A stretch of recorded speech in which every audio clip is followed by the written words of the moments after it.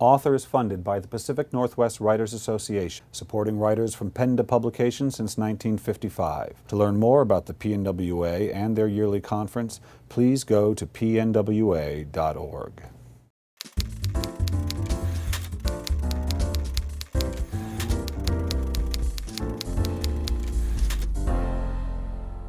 Hi, this is Bill Kenower of Author Magazine, and today I'm at the Pacific Northwest Writers Association's Writers Cottage in Gilman Village in Issaquah, Washington, with author Terry Persun. Terry, welcome to Author.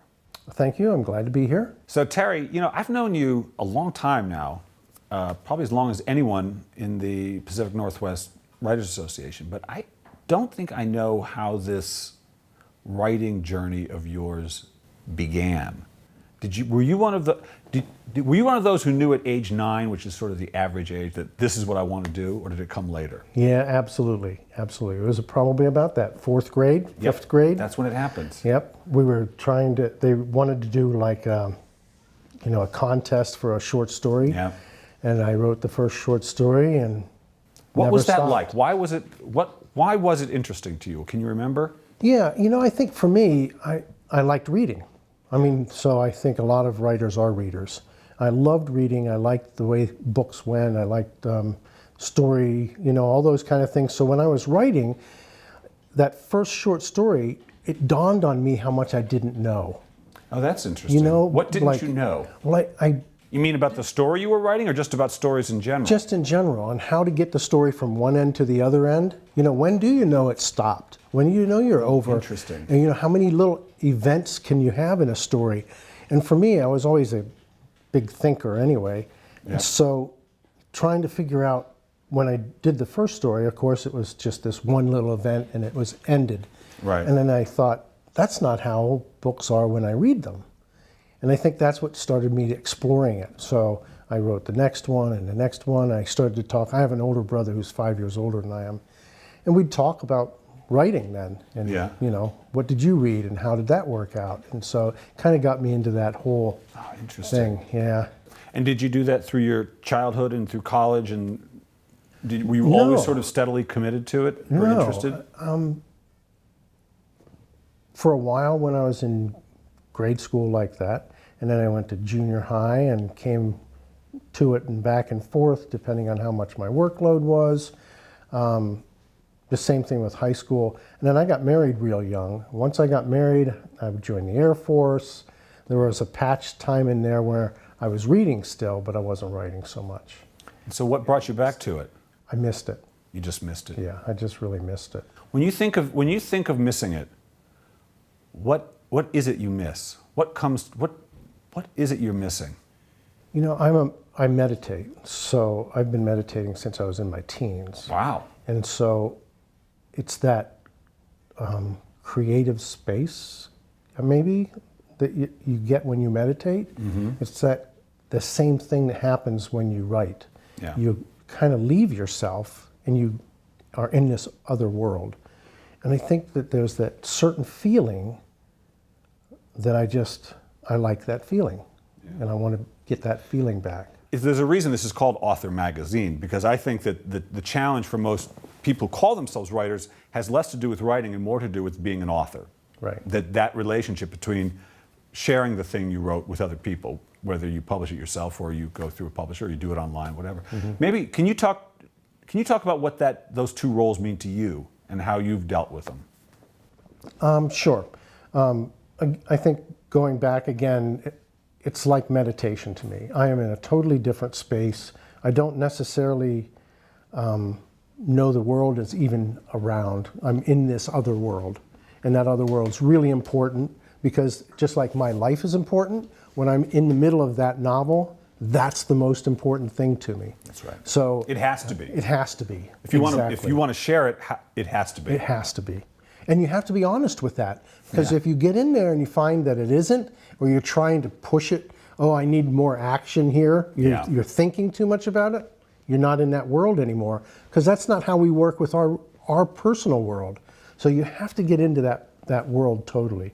Afterward, the whole bit about being an author, that's something you can sit down and do a business plan for. Is right? that what do you Or, take that approach? You know, I do. I'm pretty organized, so I'll do small business plans. What am I writing? How often am I writing? And I'll get into all those kind of aspects. Okay, you really and how take do I it. market? Yeah.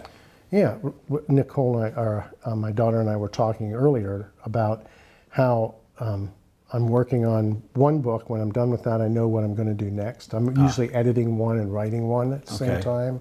You know, which ones am I working on, nonfiction or fiction, and how do I manage the time so I get all the work completed?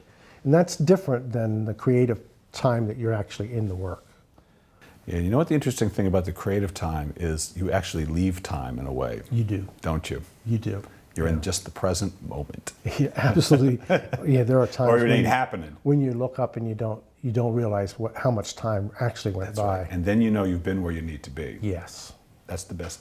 And you know, I think one of the challenges for writers who want to share their work is to not let the understanding that you are an author interfere with the writing experience. In fact, I think that that's the number one problem that most, certainly beginning writers have, is their awareness of the reading world enters quietly their workshop. They've been cheated. I think a lot of times these beginning authors are cheated by all the publishers and articles out there that say you have to know your audience. Oh.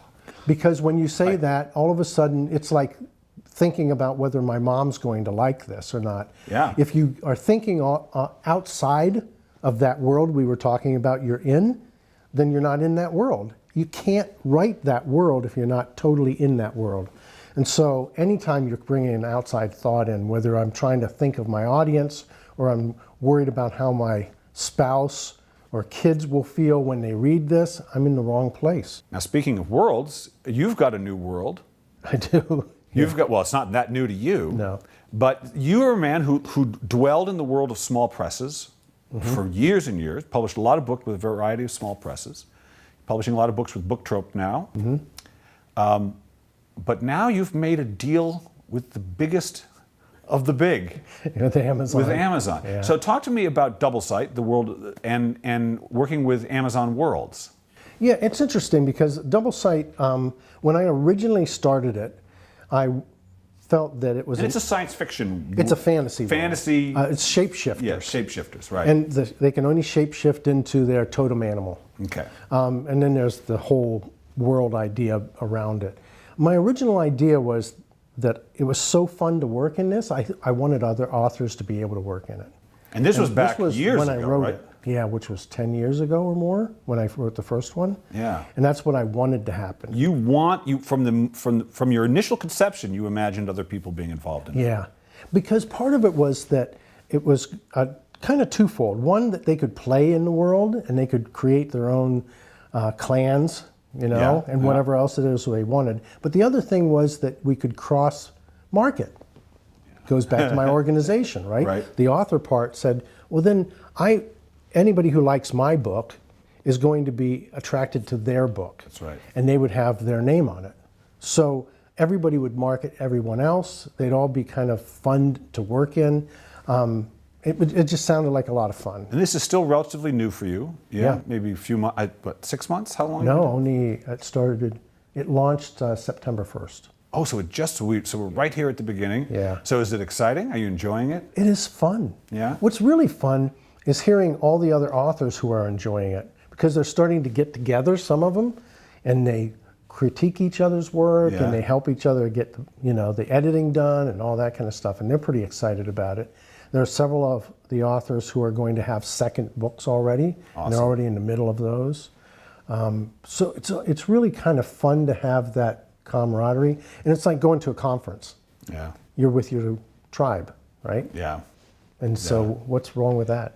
All right, Terry, it's been delightful as always, but I got one more question for you. I've probably asked you this question, but what I've found is that people answer it differently no matter how many times I ask Every it. time, yes. So today, Sure. today I want you to finish the sentence for me. If writing has taught me anything, it's taught me what? It's taught me to pay attention to who I really am, and not who I think I am, not who somebody else thinks I am or should be, but who I really am. And that's a hard thing for all of us to do.